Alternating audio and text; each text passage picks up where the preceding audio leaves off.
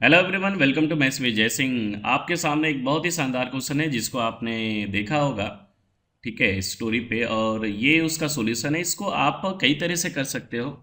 एक ऑर्डिनरी तरीके से भी कर सकते हो, बेसिक कैलकुलेशन से। एक स्मार्ट अप्रोच होगा, तो क्यों ना हम स्मार्ट अप्रोच इसमें यूज़ करें। तो चलो देखो, थोड़ा सा स्मार्ट अप्रोच यूज़ करते हैं। यहाँ पर दिया गया कि shopkeeper purchase M unit of product, 1500 रुपये का एक प्रोडक्ट है। तो टोटल सीपी क्या होगी? 1500 मल्टीप्लाई बाई एम। ये तो आप बेसिक तरीके से कर लोगे।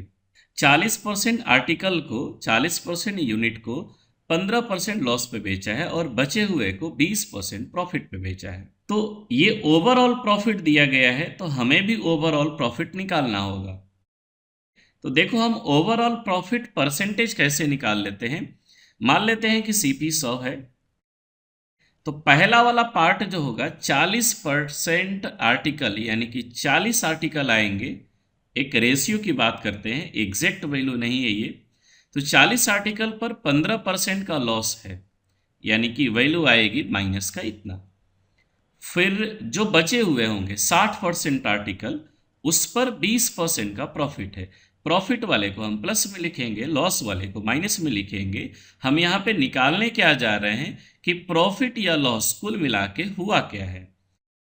तो 15 × 4, 600/6 -6 आएगा।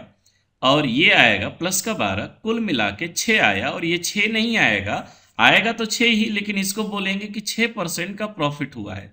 अगर डेटा प्लस में आया है तो बोलेंगे कि 6% का ओवरऑल प्रॉफिट हुआ है।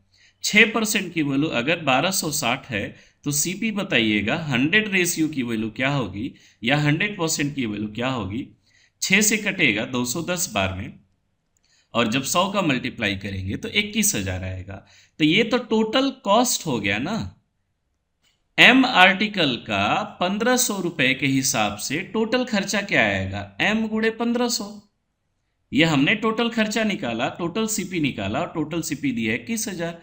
यानी कि 2 जीरो कटेगा, और 15 से ये 14 बार में कटेगा। तो नंबर ऑफ आर्टिकल कितने हो गए? 14। हुआ ना शानदार तरीका? ये आई थिंक आपने नई चीज़ सीखी होगी। तो अभी इसको आप भी यूज़ करिएगा। तो अभी आप कमेंट करके ऐसा बताइएगा कि ये आपको बात कितनी समझ में आई। फिर से मिलेंगे एक नए शानदार क्वेश्चन के साथ। Thank you.